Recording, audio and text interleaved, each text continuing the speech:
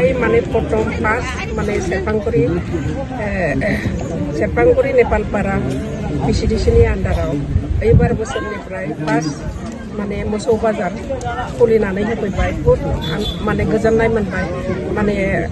आगोलहाय गैयामोन बाजारा ओमफ्राय एबारहाय फार्स्ट जाजेनबाय आरो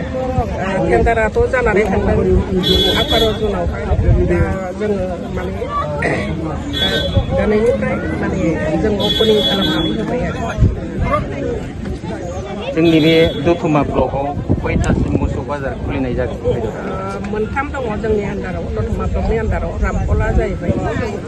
रामपल केटल मार्केट बेयो आगोलनिफ्राय फुरानानिफ्राय दंबाय थाखायोमोन बनरगावआवहाय एबार गोदान जाबाय बेबो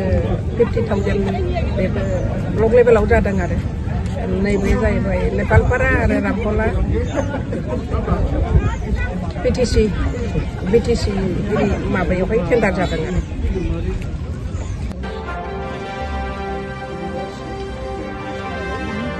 गिबि खेबनि थाखाय जोङो बे सेरफांगुरियाव मोसौ बाजार खुलिनाय जाबाय सोर सोरनि नुजाथिनायाव दिनै बे बाजारखौ खुलिनाय जाबाय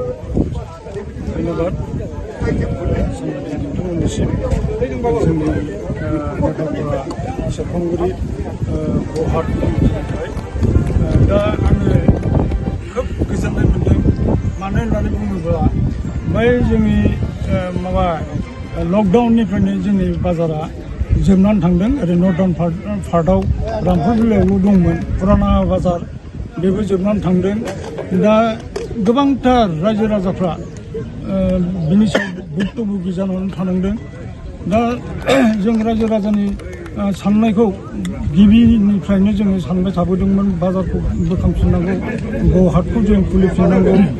बेबायदि सिन्था धारणाजों जोङो ज' सावरायलायनायनि गेजेरजों दिनैहाय जोङो मोगथाङाव नुजाहोनो हाबाय आरो जों बेखौ थांनानै थानो थाखाय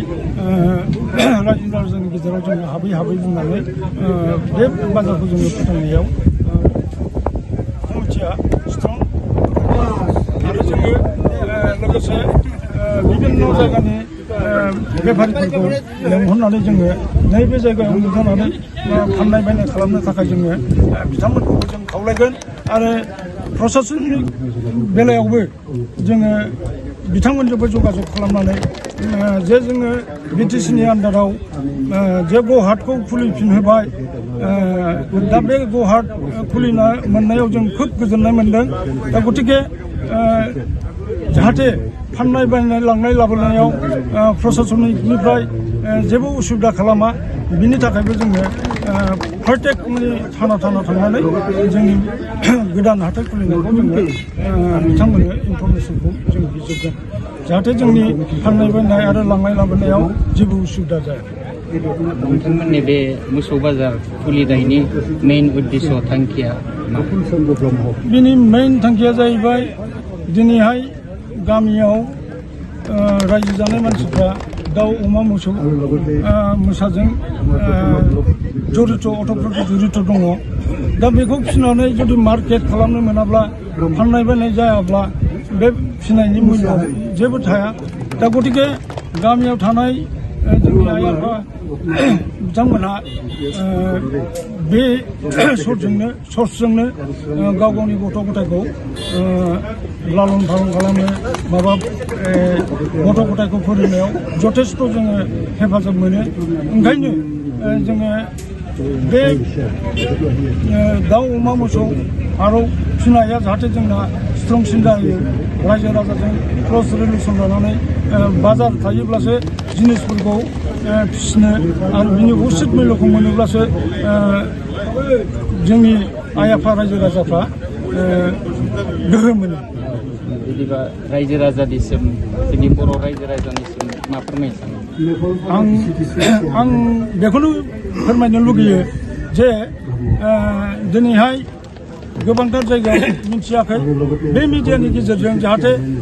नेपालपारानि सेरफांगुरिनि बे गौहाट गोदानै खुलिनायाव रायजो राजाफ्रा लोब फैनानै जगदान होयो गावनि नांगौ माबाफोरखौ मुवाफोरखौ लाबोनानै फाननानै उचित माबा मोनो बेखौ आङो रायजो राजाखौ आं खावलायो जाहाथे प्रत्येक गामिनि प्रत्येक एरियानि प्रत्येक ओनसोलनि रायजो राजाफ्रा फैनानै जोंनि बर' हाटखौ जगदान खालामफैयो आरो जाफुंसार होयो आं बेखौ खावलायहरगोन आरो थेंक इउ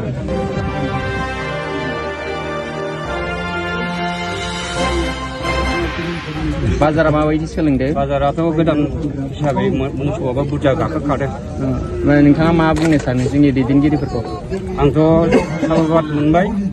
जेरै मोसौ बाजार सेरफांगुरि नेपालपारा एलेकायाव खुलिनानै गोजोन मोनबाय आङो जोंहा मोसौखौ फाननो मोना माबा मोना बेसेबां 7 बोसोर गोजोन बेसेबां खस्थ' जादों दा नै बाजार खुलिनानै जोंहा मोजां मोनबाय नै आं मोसौखौ मासे लाबोबाय 7,000नि फानबाय ओमफ्राय कमिटिनिफ्राय 300 थाखा बक्सिस मोनबाय आर'नाइ मोनबाय बहुत धन्यबाद मोनबाय आङो नोंथाङा गिबि खेब फानगिबि रायजो राजानिसिम मा फोरमायनो सानो आं मोजां मोनबाय बाजार खुलिनायखौ रायजोफोरखौ मोजां मोनबायब्रा आंबादि रायजोफ्राबो बाजाराव लाबोनानै फानथों बाजार खुलिनाय होबाय सेरफांगुरि नेपालपारा एलेकायाव बिराद धन्यबाद हाग्रामा एलेकायाव दा जोंनि सेरफांगुरि नेपालपारा बाजार खुलिनो मोनबाय मोजां जाबाय धन्यबाद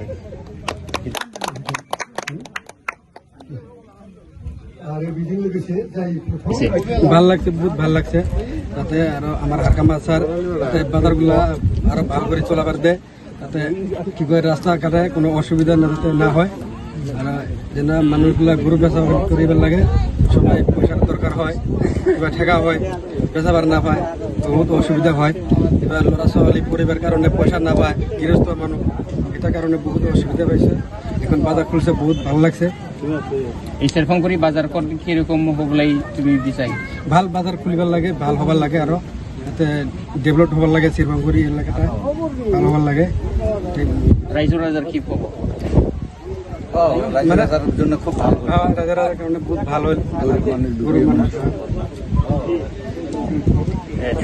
এটা আমার শিবরামগুড়ি বাজার ওপেনিং গরু বাজার ওপেনিং করাতে আমার খুব আনন্দ লাগিল রাজ্য রাজাকে আমি অনুরোধ করব সবাই বাজারের মধ্যে আসিয়া সবাই গরু বেচাবার আসবেন আর পাইকারি গেলেও আমি কয়ে আছে যাই যেখানে থাক